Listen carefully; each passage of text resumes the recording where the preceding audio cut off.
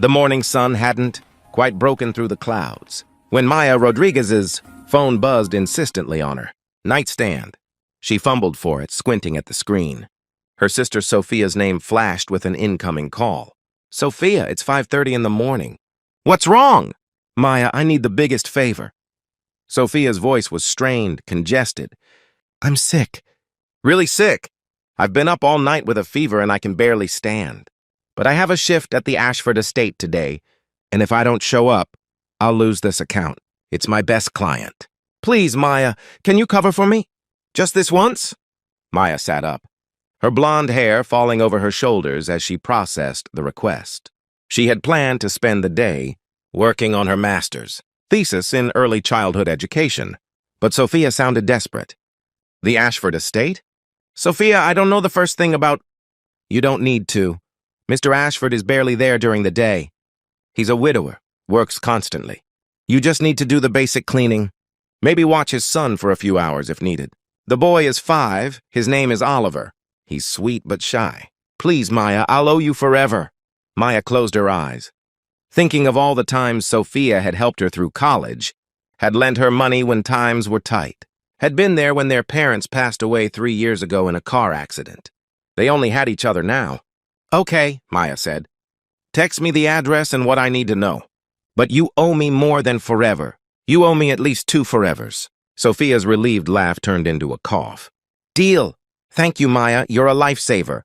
2 hours later, Maya pulled up to a property that made her breath catch. The Ashford estate wasn't just a house. It was a sprawling mansion set back from the road, with manicured lawns, a fountain in the circular driveway, and architecture that spoke of old money and refined taste. "This is where Sophia works?" Maya muttered to herself, suddenly feeling very out of place in her practical cleaning clothes. She'd worn a light blue shirt and jeans, simple and comfortable, but now she wondered if she should have dressed differently. She rang the bell, and after a moment the door opened. A man stood there in a navy blue suit, clearly about to leave for work. He was tall, probably in his mid-30s, with dark hair and striking eyes that held a weariness. Maya recognized the look of someone carrying too much weight. "You must be Sophia's replacement," he said, his voice polite but distant. "I'm Alexander Ashford. Thank you for coming on short notice." "Maya Rodriguez," she said, offering her hand. "Sophia's my sister. She's really sorry she couldn't make it. No need to apologize. These things happen." He glanced at his watch. "I'm running late for a meeting." "Oliver is in the living room. He's had breakfast, but he'll need lunch around noon. There's food in the refrigerator. The cleaning supplies are in the utility closet. Sophia's notes are on the kitchen counter. She texted me that she'd send you the routine. Oliver is your son?" Maya asked. Something flickered in Alexander's expression. Pain, maybe, or regret. "Yes, he's 5. He's been through a lot. His mother passed away 2 years ago, and he doesn't talk much anymore. To anyone, don't take it personally." Before Maya could respond, Alexander was already heading toward a sleek black car in the driveway. "I'll be back by 6. My number is on the counter if you need anything urgent." And then he was gone, leaving Maya standing in the grand foyer of a mansion, responsible for a house and a child she'd never met. She found Oliver exactly where his father had said. He'd be in an enormous living room that had been partially converted into a play area. The little boy sat on the floor, building something with colorful blocks. He had his father's dark hair and the same cautious eyes. Beside him was a stuffed gray elephant that looked well-loved, with worn patches and a slightly crooked ear. "Hi, Oliver," Maya said softly, kneeling down a respectful distance away. "My name is Maya. I'm going to be here today while your dad is at work." Oliver looked up at her briefly, then returned his attention to his blocks without saying a word. Maya had studied child development extensively, and she understood that grief in children could manifest in many ways, including selective mutism. She wouldn't push him. "That's a really cool tower you're building," she said conversationally. "I like how you're using the green blocks for the base. That's smart, makes it stronger." No response, but Oliver's hands paused for just a moment, so she knew he was listening. "I'm going to do some cleaning, but I'll be around if you need anything. Is it okay if I turn on some music? I like to listen to music while I work." This time, Oliver glanced at her and gave the tiniest nod. Maya spent the morning cleaning, but she kept returning to check on Oliver. He moved from blocks to a puzzle, from the puzzle to coloring, always with his elephant nearby. He never spoke, but he would occasionally look up when she entered the room, as if making sure she was still there. Around 11:30, Maya decided to start preparing lunch. According to Sophia's notes, Oliver liked simple food, sandwiches, fruit, cheese. Maya found everything she needed and decided to make it a bit more fun. Cutting the sandwich into fun, shapes and arranging, the fruit into a smiley face on the plate. She brought it to the living room. "Oliver, I made lunch. Would you like to eat at the table or would you prefer to eat here?" Oliver looked at the plate, and for the first time, she saw a flicker of interest in his expression. He pointed to the low coffee table. "Here it is then," Maya said, setting down the plate. She sat cross-legged on the floor nearby, not hovering but available. Oliver ate slowly, methodically. Halfway through his sandwich, he picked up his elephant and made it eat some of his fruit. "Does your elephant have a name?" Maya asked casually. Oliver looked at her for a long moment. Then, so quietly she almost missed it, he whispered, "Humphrey." Maya's heart jumped, but she kept her expression calm. "Humphrey is a wonderful name. He looks like a very good friend." Oliver nodded, then went back to eating. After lunch, Oliver returned to his toys. Maya finished her cleaning tasks, but she found herself drawn back to the living room. She noticed a bookshelf filled with children's books and had an idea. "Oliver, would it be okay if I read a story? I promise I do funny voices." For the first time, Oliver made eye contact and held it. Then he walked to the bookshelf, selected a book, and brought it to her. It was a story about an elephant, fitting, given his stuffed companion. Maya sat on the floor, and Oliver surprised her by sitting next to her, close enough that their arms almost touched. She read the story, doing different voices for each character, making the elephant voice silly and trumpeting. And when she looked down at Oliver, she saw something that made her eyes sting with tears. He was smiling. Not a big smile, but it was there, real and genuine. They read 3 more books. By the 4th, Oliver was leaning against her shoulder, his elephant in his lap. When she finished, he looked up at her and said very clearly, "Again?" "Of course," Maya said, starting the story over. They were in the middle of their 2nd, reading when she heard a sound. From the doorway, Alexander Ashford stood there, still in his suit, his briefcase hanging from his hand. He was staring at them with an expression of utter shock. "Mr. Ashford?" Maya said, suddenly realizing it was already 4 o'clock. "I'm sorry, I didn't hear you come in." "He's talking to you," Alexander said, his voice rough with emotion. "My son is talking to you." Oliver looked at his father, then back at Maya, uncertainty crossing his small face. "We were reading stories," Maya said gently. "Oliver has excellent taste in books." Alexander set down his briefcase and walked slowly into the room, as if afraid sudden movement would break whatever spell had been cast. "Oliver, buddy?" Oliver stood up, clutching Humphrey, and walked to his father. "Daddy, Maya does funny voices." "And she made my lunch smile." Alexander knelt down and pulled his son into a hug, his eyes squeezed shut. When he looked up at Maya, she could see tears on his cheeks.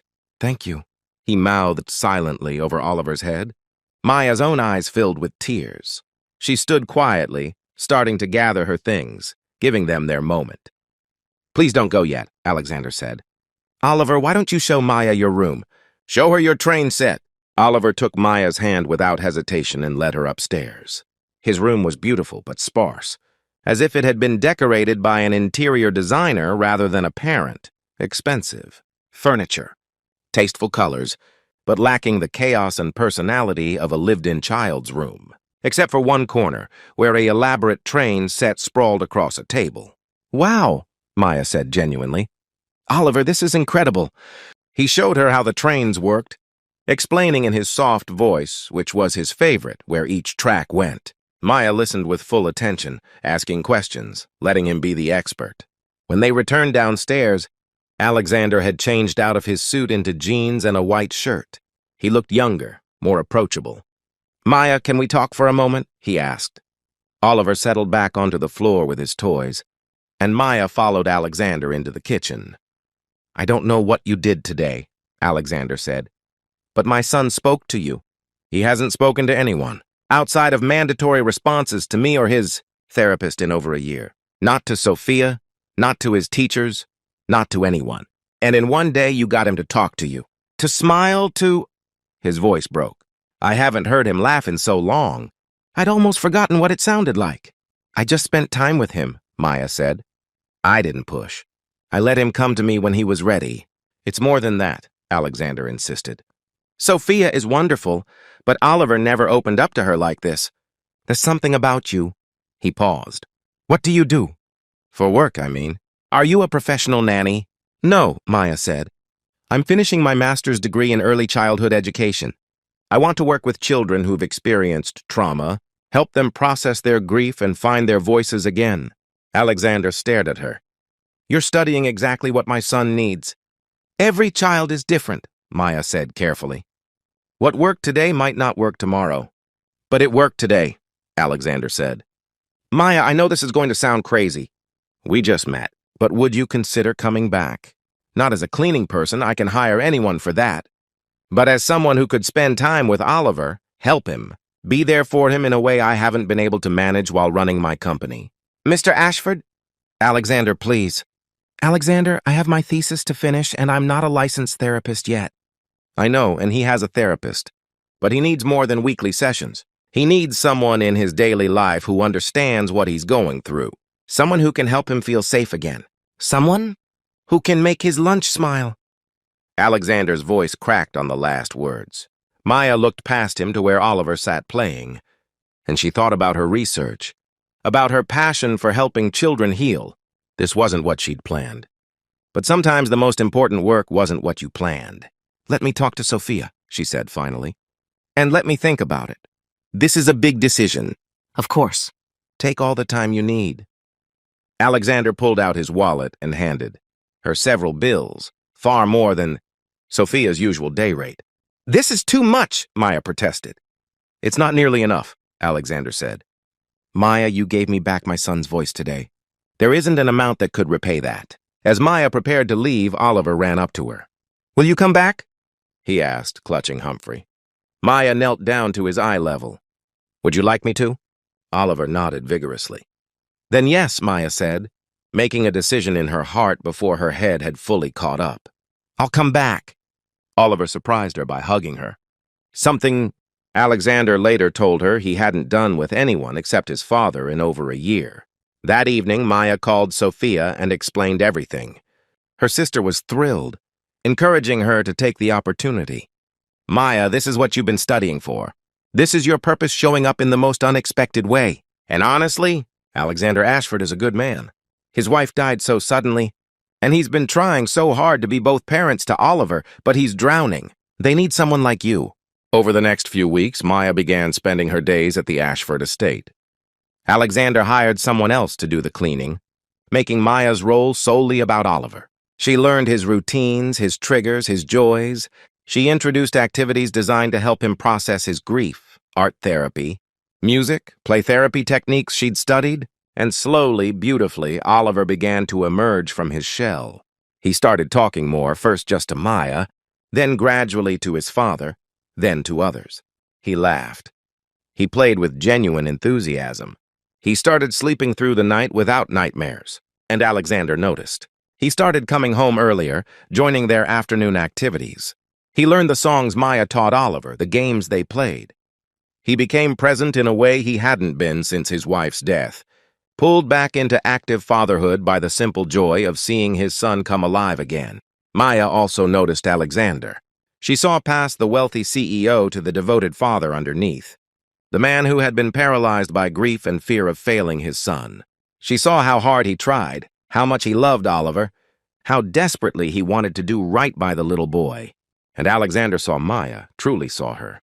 Her intelligence, her compassion, her natural gift with his son. The way she made their house feel like a home again. The way she brought light into rooms that had been dark for too long. 3 months after Maya first walked through the Ashford estate's doors, Alexander asked her to stay for dinner. It had become routine by then, but this time felt different. Oliver was already in bed and they sat in the living room with glasses of wine. I need to tell you something, Alexander said. And I hope it won't make things awkward, but I can't not say it anymore. Maya's heart started pounding. Okay, I'm falling in love with you, Alexander said simply. I didn't mean to. I hired you to help my son, and you've done that beyond anything I could have imagined. But somewhere along the way, you also helped me. You reminded me that life continues, that there's room for joy even after loss. You made this house feel like a home again. You made me remember how to be a father. And you made me want to be more than just a father. You made me want to be a man who has room in his life for love. Maya felt tears streaming down her face. Alexander, I know it's complicated, he continued. I know you came here as an employee, and I would never want you to feel pressured. If you don't feel the same way, nothing has to change. You can continue working with Oliver. He needs you. Regardless of anything between us. But I had to be honest. I had to tell you that what I feel for you goes far beyond gratitude. I love you too, Maya whispered. I've been trying not to. I kept telling myself it was unprofessional, that I was here for Oliver, that I couldn't let my feelings complicate things. But I can't help it. I love you, and I love Oliver. And somewhere along the way, this stopped feeling like a job and started feeling like a family. Alexander crossed the room and pulled her into his arms, kissing her with a gentleness that made her heart ache. You are family, he said against her hair. You've been family since the day you made Oliver's lunch smile. They took things slowly, mindful of Oliver and wanting to make sure he was comfortable with the change in their relationship. But Oliver, with the emotional intuition of children, seemed to understand before they told him. Are you going to be my new mommy? He asked Maya one afternoon with his characteristic directness. Maya and Alexander exchanged glances. Would that be okay with you? Maya asked carefully. Oliver thought about it seriously. My first mommy is in heaven. Daddy says she watches over me. But I think she'd want me to have someone here too. Someone who does funny voices and makes lunch smile. I think she'd like you. Alexander had to leave the room, overcome with emotion. Maya hugged Oliver tight. I would be honored to be your mommy if that's what you want. And your first mommy will always be your mommy too. We can love them both, okay? Okay, Oliver said, satisfied with this explanation. They married 8 months later in a small ceremony in the garden of the estate. Oliver was the ring bearer, taking his job very seriously, with Humphrey the elephant tucked under his arm. Sophia was Maya's maid of honor, still boasting that her illness had been the best thing that ever happened to her sister. In his vows, Alexander said, You came to my house to cover a shift for your sister. You were supposed to be here for 1 day. Instead, you stayed and gave me back my son. You gave me back my life. You taught me that healing is possible, that love can bloom even in the darkest soil. Maya, you are the answer to prayers I was afraid to pray. In her vows, Maya said, I came here thinking I was helping a family in need.